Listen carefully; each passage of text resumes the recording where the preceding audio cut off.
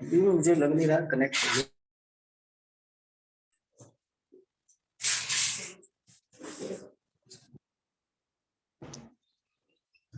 अब ठीक है।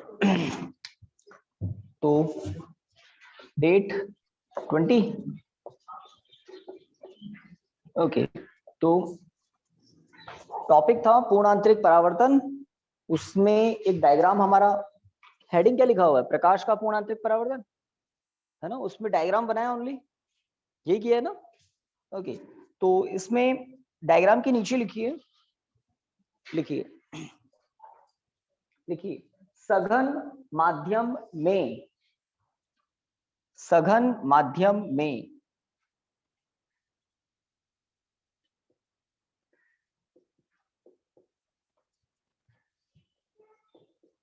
वह आपतन कोण, सघन माध्यम में वह आपतन कोण जिसके संगत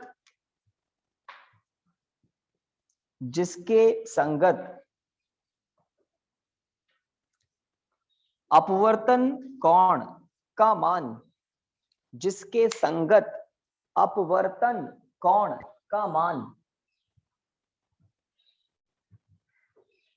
90 डिग्री हो जाता है, जिसके संगत अपवर्तन कोण का मान 90 डिग्री हो जाता है,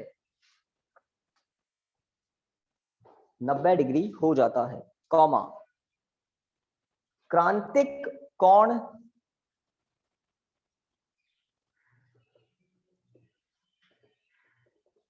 ब्रैकेट में आईसी क्रांतिक कोण कहलाता है, क्रांतिक कोण कहलाता है। तो डायग्राम के नीचे पहले हमें इसकी डेफिनेशन लिखनी थी, अंडरलाइन कर देना इसको अच्छे से, क्रांतिक कोण आईसी। तो डायग्राम में किस बिंदु पर है ये, ए बी सी था ना, देखो अपने अपने डायग्राम में सी बिंदु पर है ना? हमने एक सघन माध्यम नीचे बनाया था यहाँ पर, और उस सघन माध्यम में ओ बिंदु से ए पर, बी पर, सी पर और डी पर इस तरह से प्रकाश किरणें पहुंचाई थी। यहाँ पर अपवर्तन हो रहा था, यहाँ पर भी अपवर्तन हो रहा था। यहाँ पर अपवर्तित किरण पृथककारी तल के समांतर हो गई, तो आपतन कोण कितना, अपवर्तन कोण है ना, अपवर्तन कोण कितना हो गया 90 डिग्री। और ये जो आपतन कोण है इसको कहते हैं आईसी। अब डी पर हुआ था पूर्ण आंतरिक परावर्तन, है ना। तो एक पैराग्राफ में तो आपने परिभाषा लिख दी, अब नए पैराग्राफ में इन्वर्टेड कॉमा में लिखिए, जब सघन माध्यम में आपतन कोण का मान, जब सघन माध्यम में आपतन कोण का मान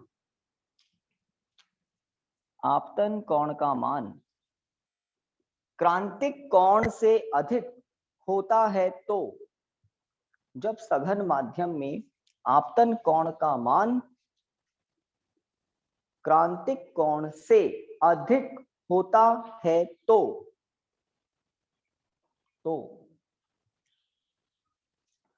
प्रकाश किरण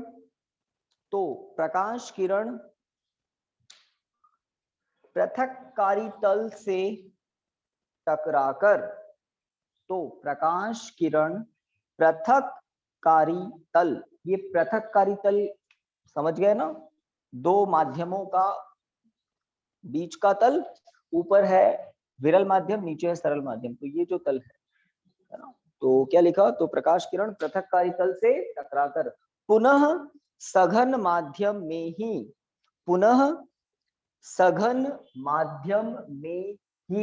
लौट जाती है, पुनः सघन माध्यम में ही लौट जाती है। इस घटना को प्रकाश का पूर्ण आंतरिक परावर्तन कहते हैं। इस घटना को प्रकाश का पूर्ण आंतरिक परावर्तन कहते हैं।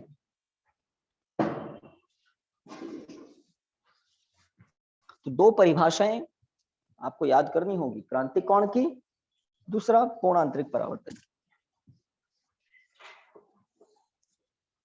तो ये जो चैप्टर है 11th, उसके कुछ महत्वपूर्ण टॉपिक में से एक है पूर्ण आंतरिक परावर्तन।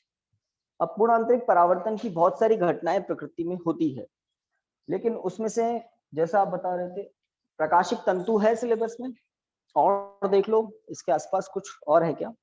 प्रकाशिक तंतु, तो पूर्ण आंतरिक परावर्तन की आवश्यक शर्तें क्या है, कोई आपसे पूछ ले प्रकाश के पूर्ण आंतरिक परावर्तन की आवश्यक शर्तें कौन कौन सी है, तो पहली आवश्यक शर्त हम कहते हैं प्रकाश सघन माध्यम में चलना चाहिए, और सघन माध्यम से चलता हुआ पृथककारी तल से टकराना चाहिए, पहली शर्त। दूसरी शर्त, आपतन कोण का मान क्रांतिक कोण से ज्यादा होना चाहिए।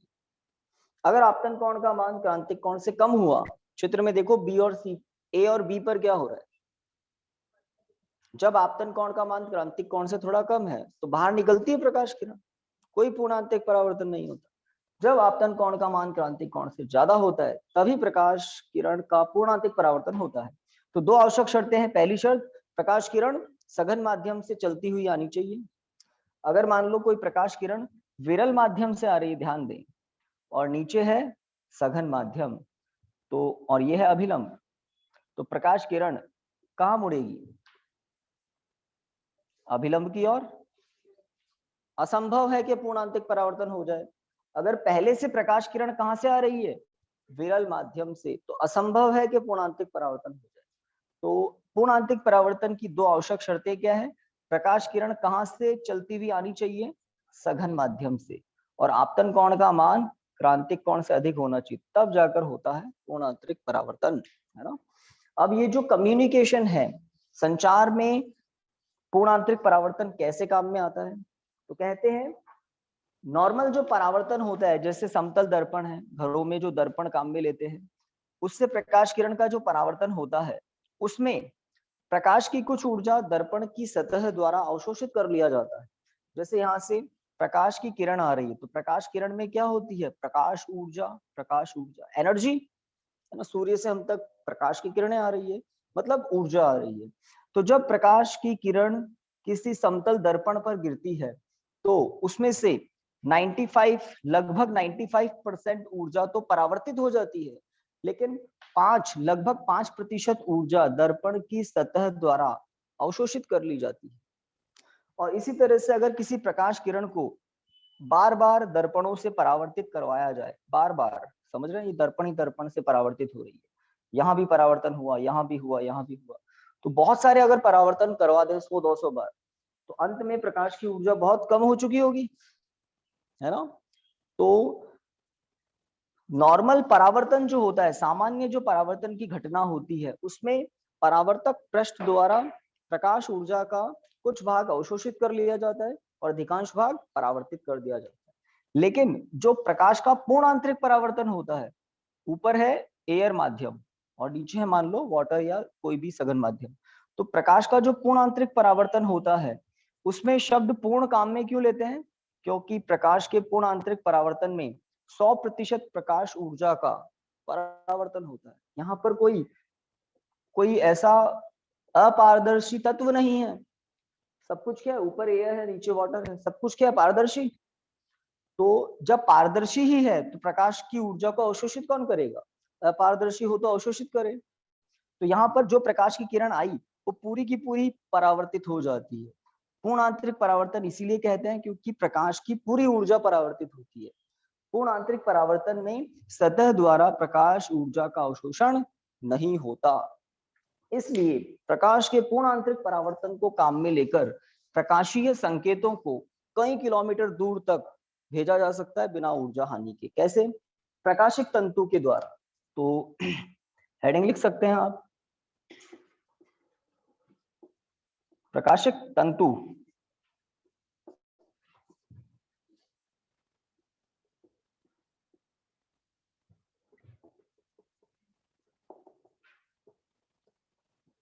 प्रकाशिक तंतु, ऑप्टिकल फाइबर।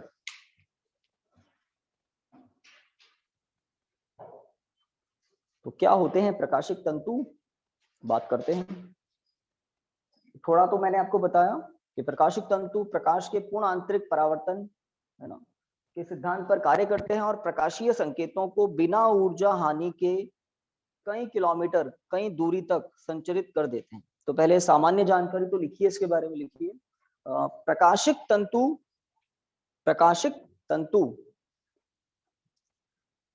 प्रकाश के पूर्ण आंतरिक परावर्तन, प्रकाशिक तंतु प्रकाश के पूर्ण आंतरिक परावर्तन, प्रकाश के पूर्ण आंतरिक परावर्तन पर आधारित, पूर्ण आंतरिक परावर्तन पर आधारित युक्ति होती है, युक्ति होती है, जिसकी सहायता से, युक्ति होती है जिसकी सहायता से प्रकाशीय संकेतों को, जिसकी सहायता से प्रकाशीय संकेतों को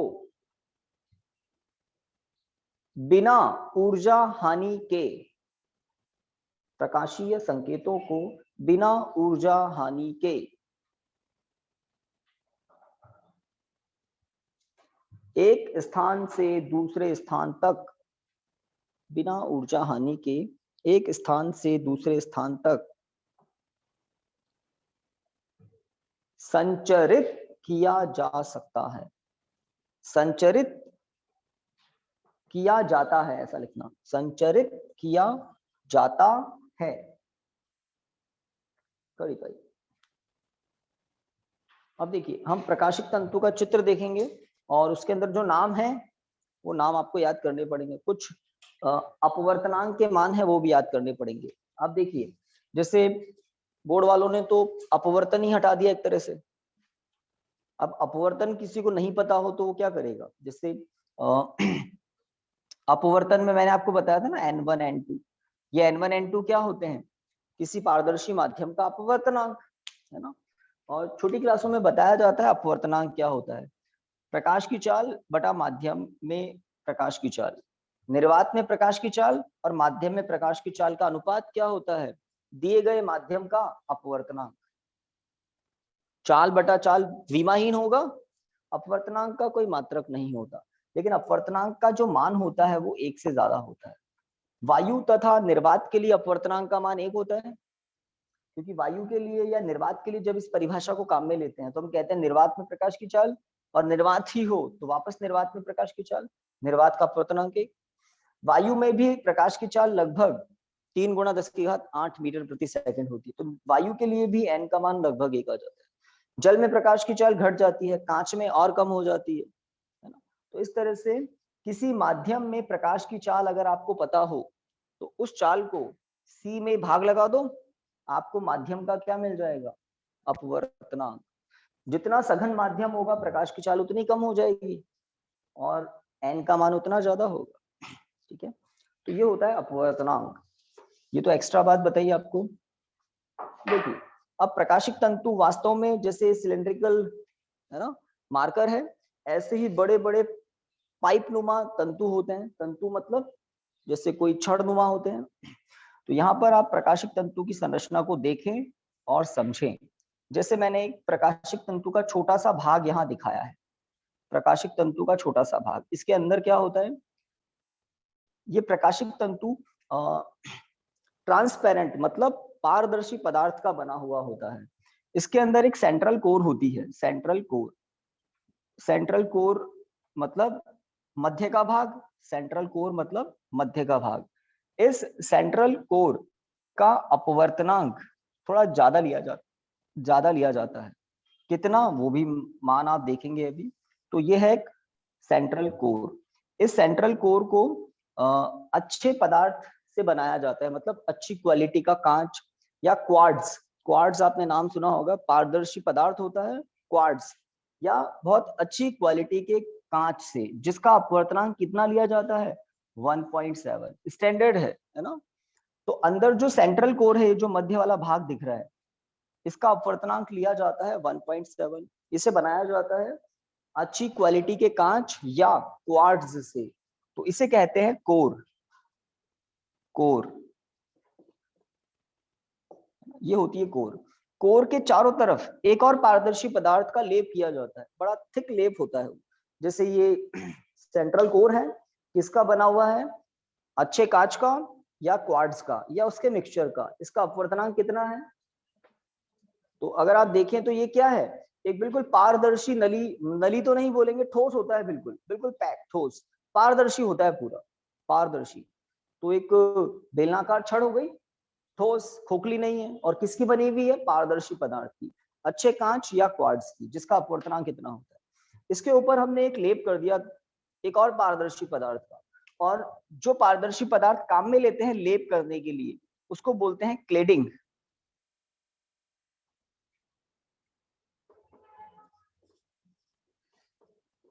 क्लेडिंग।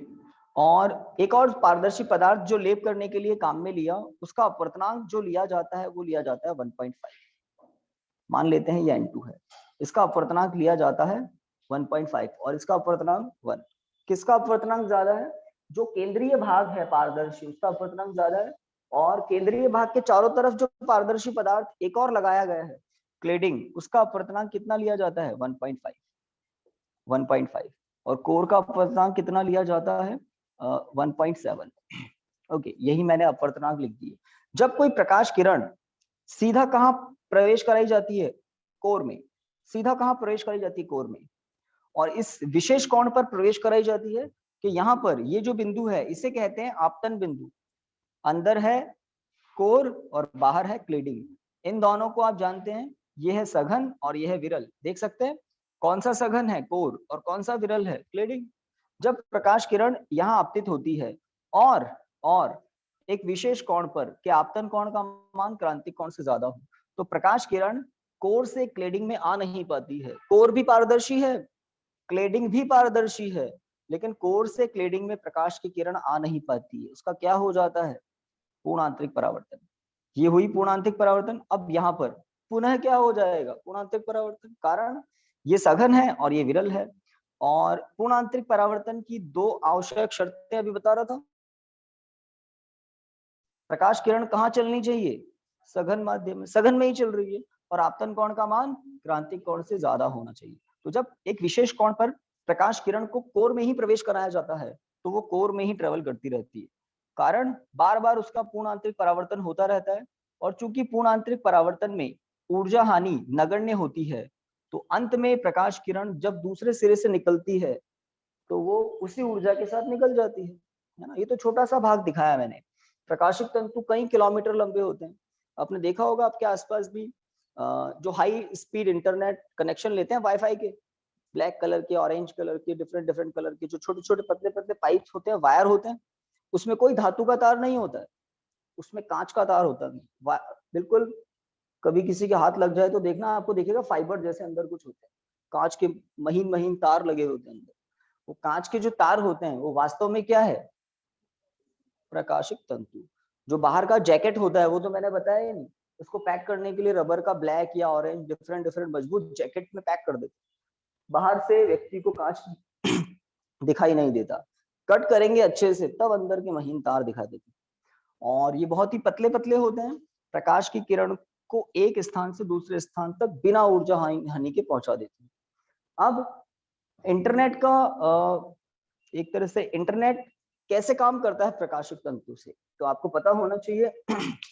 जो मोबाइल तरंगे होती है वो कौन सी तरंगे होती है? विद्युत चुंबकीय तरंगे। सही बात है, विद्युत चुंबकीय तरंगे। तो ऐसी युक्तियां बनाई जा चुकी है जो विद्युत चुंबकीय तरंगों को प्रकाश तरंगों में बदल सकती है। विद्युत चुंबकीय तरंग आई किसी फ्रीक्वेंसी की, उसके अनुसार प्रकाश तरंगों में उनको बदल देंगे और प्रकाश तरंगों को इन प्रकाशिक तंतुओं के द्वारा एक स्थान से दूसरे स्थान भेजेंगे। और यहां से हमने प्रकाश ऊर्जा भेजी, जहां पर भेजनी थी वहां पहुंची। वहां पर एक और युक्ति लगी होती है जो प्रकाश किरणों को वापस किसमें उन विद्युत चुंबकीय तरंगों में जो मूल संकेत है। तो पहले विद्युत चुंबकीय तरंगों को प्रकाशीय तरंगों में बदल देते हैं, प्रकाश तरंगों को वापस विद्युत चुंबकीय तरंगों में या विद्युत धाराओं में बदला जा सकता है। जैसे हमारे घर पर कोई स्मार्ट टीवी लगी हुई है, ऊपर एंटीना पर क्या आ रहा है? विद्युत चुंबकीय संकेत आ रहे हैं एंटीना पर। विद्युत चुंबकीय संकेत को विद्युतीय संकेतों में बदलने के लिए उपकरण होते हैं, और विद्युत संकेत जाते हैं टेलीविजन में और हमें विभिन्न आवाजें और कलर दिखाई देते हैं, तो अलग अलग जो फ्रिक्वेंसी की तरंगें होती है उसको अलग अलग वोल्टा और एम्पियर की धारा में बदला जाता है। तो बहुत सारे उपकरण होते हैं। ये तो जो मुख्य भाग है जो सबसे लंबा होता है, तो घर में आपके सेटअप पूरा है और जहां से आ रहा है वहां पर भी सेटअप पूरा है। बीच में जो ट्रांसपोर्टेशन हो रहा है वो किससे हो रहा है? प्रकाशिक तंतुओं से। और प्रकाशिक तंतु में किसका उपयोग हो रहा है? एक नंबर का सीधा प्रश्न आ सकता है। प्रकाशिक तंतु में प्रकाश के पूर्ण आंतरिक परावर्तन को ही उपयोग में लाया जाता है। इसमें क्या होता है? इसमें दो ही चीजें ध्यान रखनी है। इसमें एक तो होती है कोर, और कोर के चारों तरफ क्लेडिंग। कोर का अपवर्तनांक ज्यादा रखा जाता है, अच्छी क्वालिटी का क्वार्ट्ज होता है ये, और क्लेडिंग का अपवर्तनांक कम रखा जाता है। ये सामान्य कांच होता है जिसका अपवर्तनांक 1.5 है। दोनों ही पारदर्शी होते हैं, इसीलिए पूर्णांतरिक परावर्तन होता है। अगर पारदर्शी नहीं हो तो प्रकाश ऊर्जा अवशोषित कर ले तत्व, पदार्थ या सतह। यहाँ सब कुछ पारदर्शी है बिल्कुल, इसलिए प्रकाश ऊर्जा को कोई अवशोषित नहीं कर पाता। आपको डायग्राम बनाना है पहले।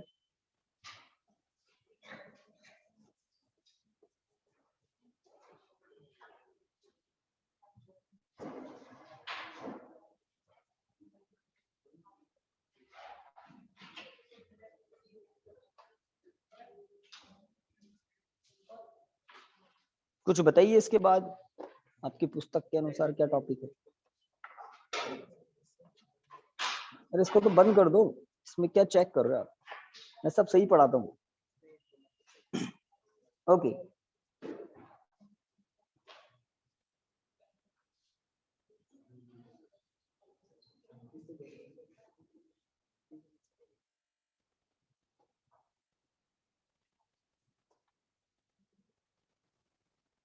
जैसे आपने यहाँ पे दिया पूर्ण आंतरिक परावर्तन नहीं है और प्रकाश तंतु है, बड़ी विचित्र बात नहीं? लेंस सूत्र है,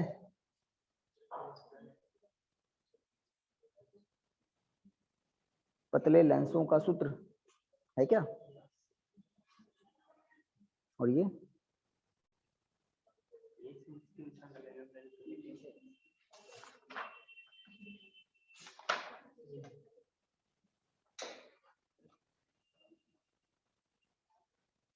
क्या? इसमें तो कुछ पता ही नहीं लग रहा है।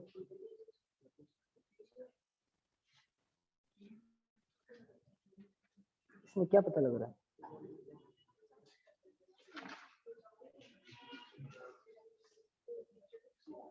हाँ भाई, बना लिया डायग्राम? छोटी सी बात है।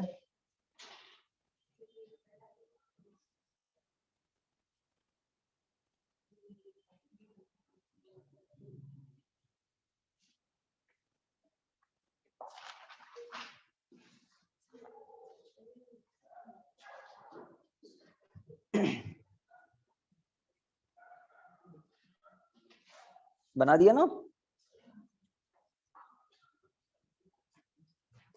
तो एक नंबर का प्रश्न तो आ सकता है, किस प्रकाशीय घटना पर आधारित है? तो पूर्ण आंतरिक परावर्तन पर।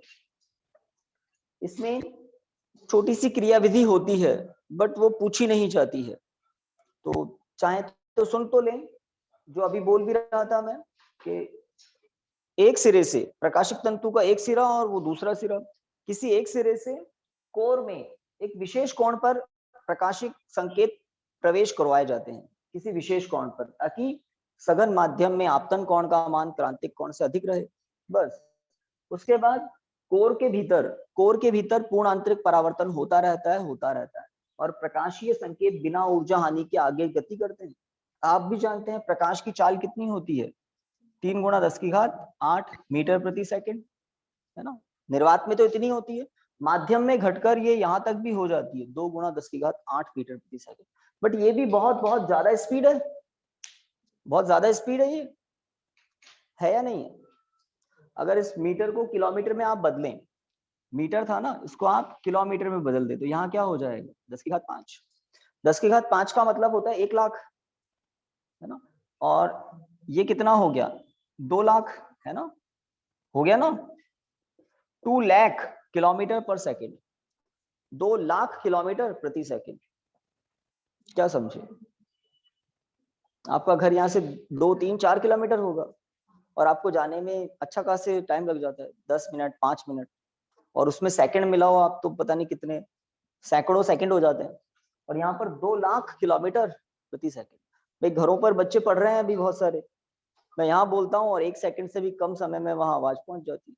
कारण स्पीड बहुत ज्यादा होती है, तो ये कारण है।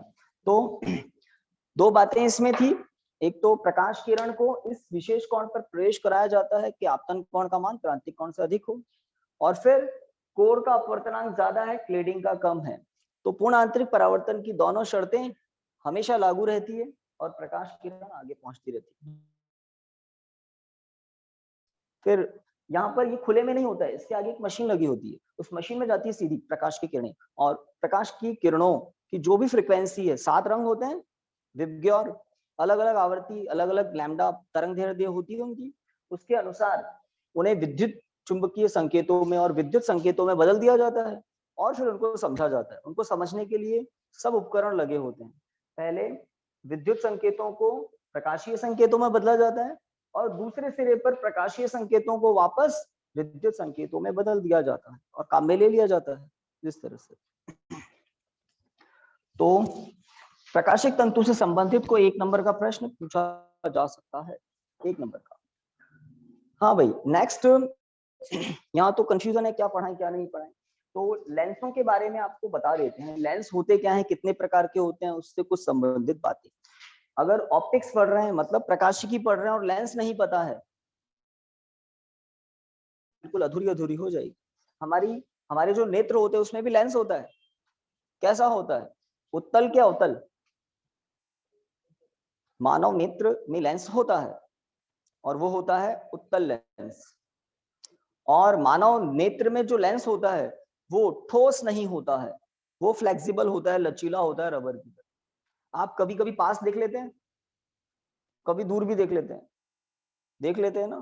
तो आपके लेंस को ग्रिप करने वाली, पकड़ने वाली जो पेशियां होती है, पक्षमाभी पेशियां, वो लेंस को खींचकर या कंप्रेस करके उसकी फोकस दूरी को बदल देती है। आप दूर भी देख लेते हैं, पास भी देख लेते हैं। कुछ की वो पक्षमाभी पेशियां थोड़ी सी कम काम की रहती है, मतलब कमजोर हो जाती है। तो जैसे वो पास पढ़ रहे हैं और एकदम दूर देखते हैं तो उनको आधा 1 सेकंड लग जाता है उनको फोकस होने, है ना। जैसे आप देख रहे हैं फिर दूर देख रहे हैं, तो चेक कर रहे हैं बच्चे। खैर, तो मानव नेत्र में जो लेंस होता है वो परिवर्तनशील फोकस दूरी का लेंस होता है। हम कहां से कहां तक देख सकते हैं? तो हम कहते हैं अनंत से लेकर 25 सेंटीमीटर तक देख लेते हैं। 25 सेंटीमीटर याद आ रहा है किसी को, 10th में पढ़ा हो तो, है ना। मानव नेत्र के लिए, हेल्दी आई के लिए स्पष्ट दृष्टि की न्यूनतम दूरी है 25 सेंटीमीटर। अगर 25 सेंटीमीटर से ज्यादा पास लाकर कोई पढ़ाई करता है तो उसको तकलीफ होगी, आंखों में दर्द होने लग जाओ। और ज्यादा पास लाके पढ़ोगे तो जो मसल्स है, पक्षमाभी पेशियां और लेंस पर इतना जोर डालेगी कि आपको अंदर परेशानी होने लग जाएगी। और अधिकतम हम कितनी दूरी तक देख लेते हैं? अनंत। विश्वास नहीं है? रात को तारे दिखाई देते हैं चमकते हुए, वो अनंत पे ही है। सूर्य, तारे, इतने दूर तो देख लेते हो आप, और कितना देखना है।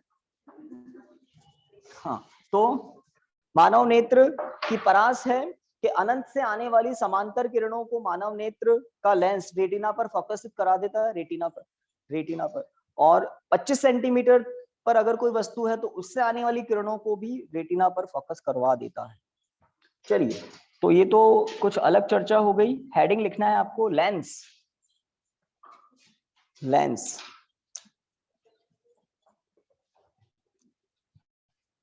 तो फटाफट बताइए, लेंस कितने प्रकार के होते हैं? लेंस 6 प्रकार के होते हैं। लेंस 6 प्रकार के होते हैं।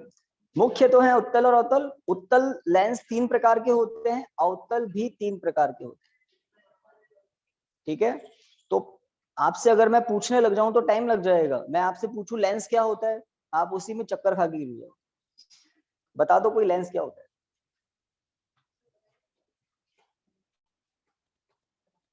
ना, तो सबकी आंखों में लेंस तो है, और आपने कुछ तो एक्स्ट्रा भी लगा लेते हैं, चश्मा लगा लेते हैं ना, लगाते हैं ना।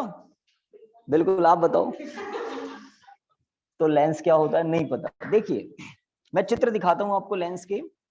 एक, बनाना नहीं है अभी, 2, 3, ये तीनों उत्तल लेंस हैं। इनके नाम अलग अलग हैं। कॉमन नेम तो है उत्तल लेंस, लेकिन इनके नाम अलग। ये है बाय कॉन्वेक्स, दोनों तरफ से उत्तल। इसको उभय उत्तल भी बोलते हैं और उत्तलो उत्तल भी बोलते हैं। हाँ, ये एक तरफ से तो समतल है और दूसरी तरफ से उत्तल है, इसको बोलते हैं समतलो उत्तल। समतलो उत्तल। ये एक तरफ से अवतल है, दूसरी तरफ से उत्तल है, लेकिन प्रभाव किसका ज्यादा है? उत्तल का प्रभाव ज्यादा है। कॉमन है, मध्य से मोटे हैं और किनारों से पतले हैं। मध्य से मोटे, किनारों से पतले, इसलिए ये तीनों क्या है? उत्तल लेंस। उत्तल लेंस। अवतल को देखें तो जो लेंस किनारों से तो मोटे हो और मध्य से थोड़े पतले हो, इसको बोलते हैं अवतल लेंस। ये दोनों तरफ से अवतल है, अवतला अवतल।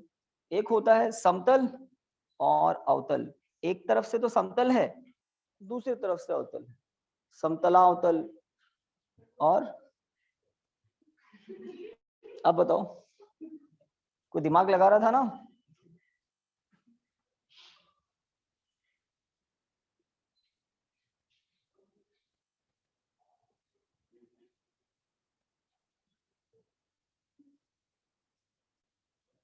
तो ये जो है, ये उत्तला अवतल है। तरफ से उत्तल है, दूसरी तरफ से अवतल है, लेकिन किनारों से थोड़ा मोटा है और मध्य से थोड़ा पतला है, तो यह है उत्तला अवतल। मुख्य आपसे ये दो ही जानकारियां ज्यादा काम की हुए, समतलोत्तल, अवतलोत्तल या समतलावतल, उत्तलावतल काम नहीं आते हैं, बट होते हैं। बट होते हैं। और भी लेंस होते हैं।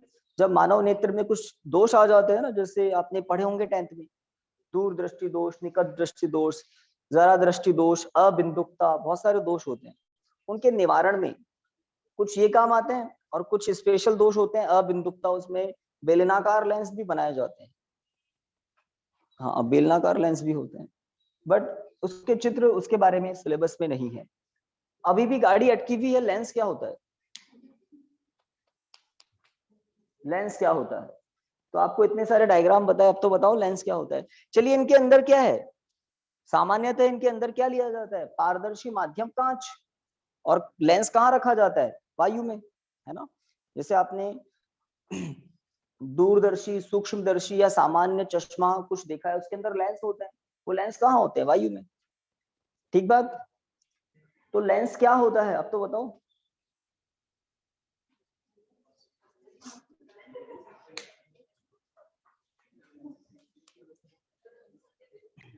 नहीं पता? तो देखिए, सुनिए, बहुत ही सामान्य सी बात है, इतनी सरल है कि एग्जाम में शायद ही आपसे पूछे, लेकिन उसी से शुरुआत तो करनी पड़ेगी। देखिए, तो यहाँ पर एक गोलीय अपवर्तक पृष्ठ है। ये कौन सा पृष्ठ है? गोलीय अपवर्तक पृष्ठ। पूरा तो नहीं है, अगर गोला बनाए तो बहुत बड़ा गोला बनेगा। तो ये पृष्ठ गोलीय अपवर्तक पृष्ठ है। इसके एक और वायु माध्यम है और दूसरी ओर कांच माध्यम है, ग्लास, एयर ग्लास। तो ये कैसा पृष्ठ है? अपवर्तक पृष्ठ है। समतल नहीं है, गोलीय है।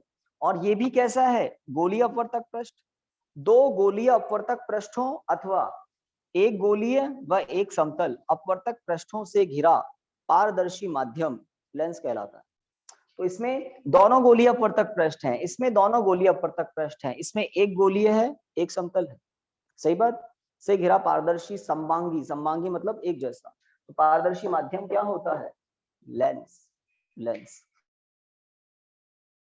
सकते हैं, एक अवतल गोलीय है, एक उत्तल गोलीय है। यहाँ पर दोनों अवतल गोलीय हैं। यहाँ पर एक अवतल है और एक समतल है। यहाँ पर एक उत्तल है और एक अवतल है। तो या तो दोनों गोलीय अपवर्तक पृष्ठ होंगे या एक समतल और एक एक गोलीय। तो लेंस की परिभाषा में हम क्या कहते हैं? दो गोलीय अपवर्तक पृष्ठों अथवा एक गोलीय व एक समतल अपवर्तक पृष्ठों से घिरा पारदर्शी माध्यम क्या होता है? लेंस। लिखिए, देखिए, दो गोलीय अपवर्तक पृष्ठों, फटाफट लिखिए, दो गोलीय अपवर्तक पृष्ठों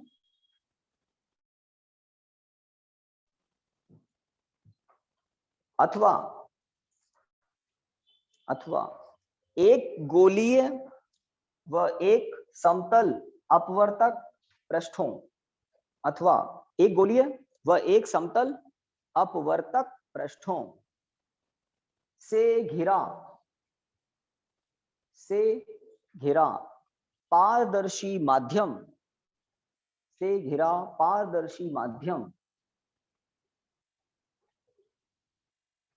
लेंस कहलाता है। से घिरा पारदर्शी माध्यम लेंस कहलाता है। लेंस कहलाता है। ओके, अब लाइन चेंज करके लिख लीजिए। लेंस मुख्य रूप से दो प्रकार के होते हैं। लेंस मुख्य रूप से दो प्रकार के होते हैं।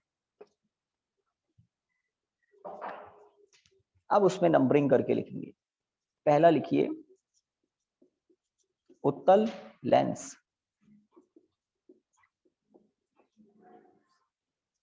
उत्तल लेंस क्या होता है? उत्तल लेंस तो लिखें, क्या होते हैं उत्तल लेंस? हाँ, सही सोच रहे हैं शायद।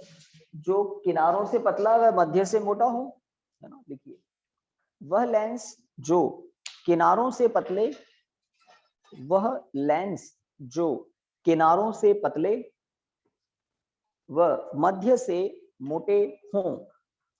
वह लेंस जो किनारों से पतले वह मध्य से मोटे हों, उत्तल लेंस कहलाते हैं। उत्तल लेंस कहलाते हैं।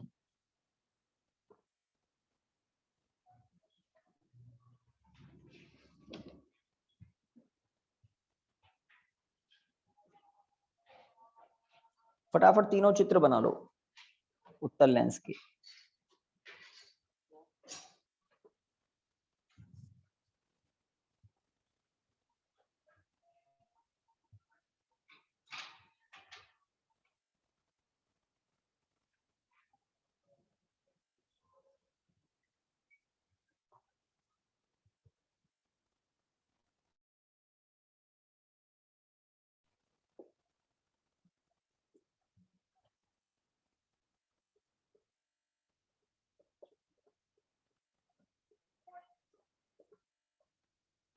हिंदी में संधि गणना आती है आपको? देखो, उत्तल प्लस उत्तल, उत्तल प्लस उत्तल होता है उत्तलोत्तल। इधर देखिए, समतल प्लस उत्तल समतलोत्तल, अवतल प्लस उत्तल अवतलोत्तल। पता नहीं कौन सी दीर्घ संधि होती है कुछ।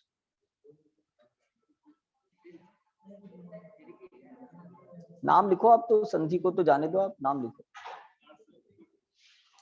हाँ, फर्स्ट डेफिनेशन हो गई, तीनों नाम लिख दिए।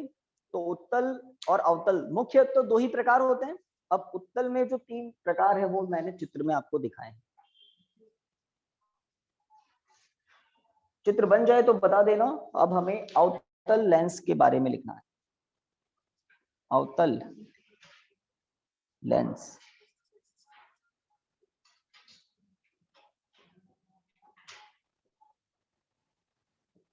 अवतल लेंस लिखें, आप खुद ही लिख दोगे।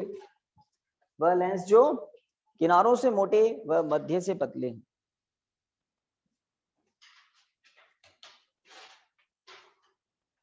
वह लेंस जो किनारों से मोटे व मध्य से पतले हों, अवतल लेंस कहलाते हैं।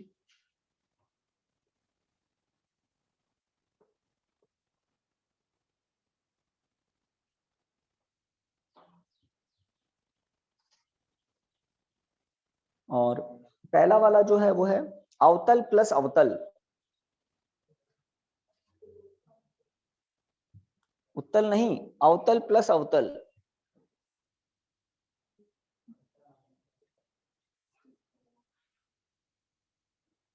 ये लय में ए समाया हुआ है ना, समझ गए? लय और ए क्या हो गया, पता नहीं कौन सी संधि हुई है ये। हाँ, दूसरा है समतल अवतल। समतला अवतल।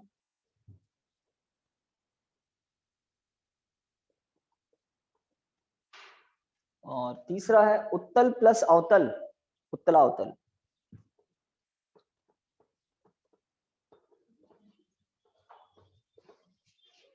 इसको बोलते हैं बाय कॉन्वेक्स, इसको प्लेनो कॉन्वेक्स, इसको कॉनकेवो कॉन्वेक्स, इसको बोलते हैं, कौन सा है ये, कॉनकेव है ना, बाय कॉनकेव, इसको प्लेनो कॉनकेव, इसको कॉन्वेक्स तो कॉनकेव। तो जैसे हिंदी में नेम है वैसे इंग्लिश में भी है। चलिए, तो लेंस क्या होता है, दो गोलीय अपवर्तक पृष्ठ या एक समतल व एक गोलीय अपवर्तक पृष्ठों से घिरा पारदर्शी माध्यम तो लेंस है। उत्तल लेंस होते हैं किनारों से मोटे या पतले, उत्तल लेंस किनारों से पतले, मध्य से मोटे। अवतल लेंस किनारों से मोटे, मध्य से पतले। उत्तल लेंस का एक और नाम होता है अभिसारी, इकट्ठा करने वाले। समांतर प्रकाश किरणें आती है तो उनको मोड़ देते हैं फोकस की तरफ, है ना, अभिसारी। और ये होते हैं अपसारी, इनको अपसारी बोल, अपसरित, फैला देते हैं ये प्रकाश के, ठीक है। तो कल हम लेंस समीकरण और आगे की बातें करेंगे, प्रिज्म वगैरह भी आगे इस चैप्टर में है, जो सिलेबस का पार्ट है इस साल, कल पढ़ेंगे, है ना। Thank you. ये अरविंद अब टपके हैं क्या?